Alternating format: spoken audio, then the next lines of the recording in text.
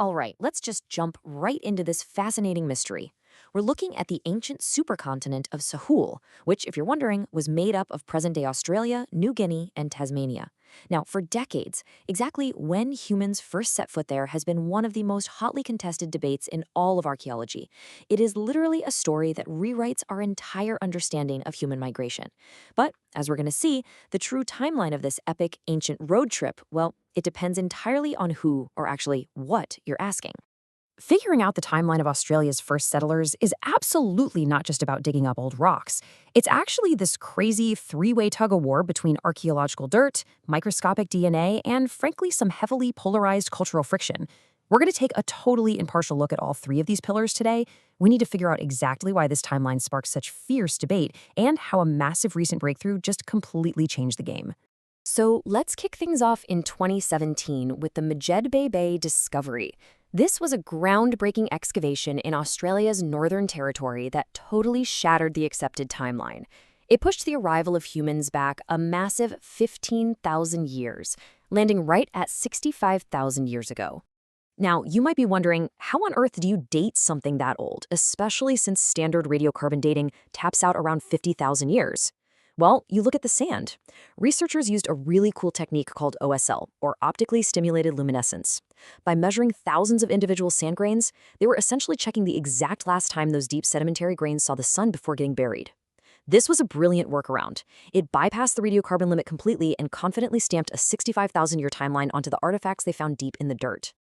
And what they found was a massive treasure trove. Working right alongside the Marar people, who are the senior custodians of the site, the excavation team documented over 10,000 stone tools, the world's oldest edge-ground hatchets, and even some specialized seed grinding tools. But honestly, the most incredible find? Ochre, crayons, and reflective pigments. Just imagine that for a second. Art supplies from 65,000 years ago.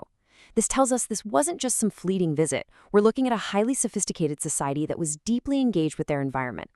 So why is this 20,000-year jump such a big deal? It's huge because it completely rewrites the story of human evolution in Australia. We go from a tale of rapid environmental destruction to one of long-term, sustainable coexistence. See, the old theory assumed humans charged into the landscape about 45,000 years ago and just quickly hunted all the unique megafauna, like those giant kangaroos and wombats, straight to extinction. But if they arrived 65,000 years ago, that means they lived side by side with these giant animals for roughly 20,000 years. That is a total paradigm shift. But, as you can probably guess, this 65,000-year thesis did not go unchallenged. In fact, it immediately faced some really intense pushback. Let's look at the antithesis here, starting with the science. Just looking at this impartially, the scientific pushback was incredibly fierce. Critics, like Jim Allen from La Trobe University, argued that jumping to this 65,000-year timeline was, well, jumping the gun. Their logic is actually pretty straightforward. If humans were hanging out in Australia 65,000 years ago, they had to walk through Southeast Asia to get there, right? Yet we have absolutely zero bones or precedent for these kinds of advanced tools in that region at that specific time. And it goes beyond just the dirt and the bones. This timeline has become a highly charged political battlefield. For many Indigenous advocates, like Professor Marshall Langton, this 65,000-year timeline is deeply tied to sovereignty and the moral legitimacy of ancestral links to the land. On the flip side, critics argue that this 65,000-year figure is a politically motivated inflation. They claim activists are just grabbing onto the absolute oldest possible dates to bolster an oldest continuous culture narrative for modern political leverage.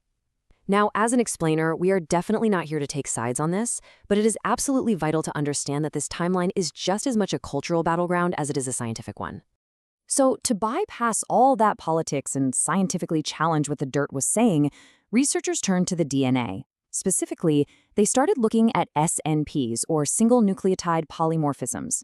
You can think of an SNP as a highly accurate, microscopic historical marker right on the human genetic tree.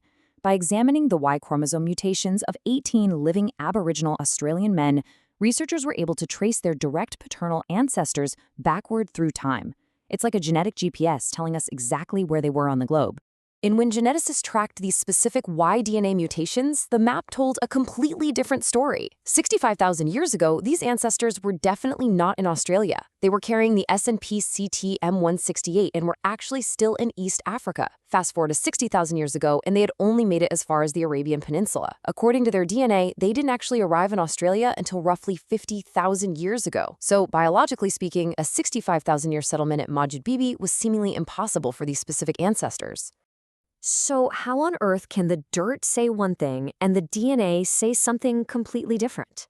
For years, this clash created a total scientific deadlock. We were basically left staring at this massive contradiction.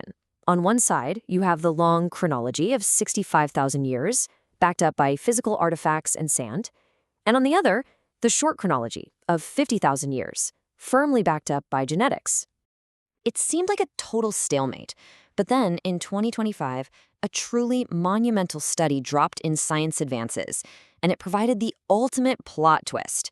We finally got a way to reconcile the dirt and the DNA. The key to this breakthrough was the sheer scale of the new research. They didn't just look at a handful of chromosomes this time. No, they analyzed a staggering dataset of 2,456 mitochondrial genomes. This data was pulled from indigenous populations spanning all across Australia, New Guinea, and island Southeast Asia.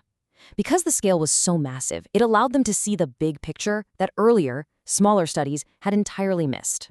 By combining this massive genetic record with advanced climate models, they figured out that early humans didn't just use one single neat corridor to migrate. There were actually multiple simultaneous pathways happening at once. A northern route brought people through island Southeast Asia and right into New Guinea, while a southern route funneled people through mainland Southeast Asia down into northern Australia. And the dating of these diverse, branching lineages, it lands roughly right around 60,000 to 65,000 years ago. Finally, the DNA aligned with the dirt. But here's the thing. Accepting this timeline forces us to realize something absolutely mind-blowing about our ancestors. To reach Sahul, they had to cross the Wallace Line. That's a deep-water oceanic barrier that sharply separates the ecosystems of Asia and Australia.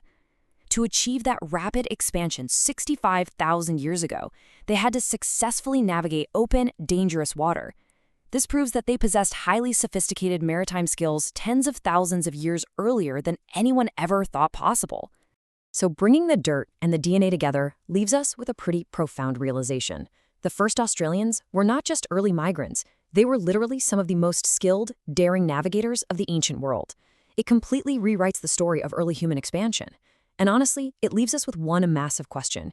If our ancestors were out there mastering the open ocean 65,000 years ago, how many other incredible chapters of early human history are just waiting to be unearthed? Thank you so much for joining me on this deep dive into the Sahul timeline. Keep questioning, keep exploring, and I will see you in the next explainer.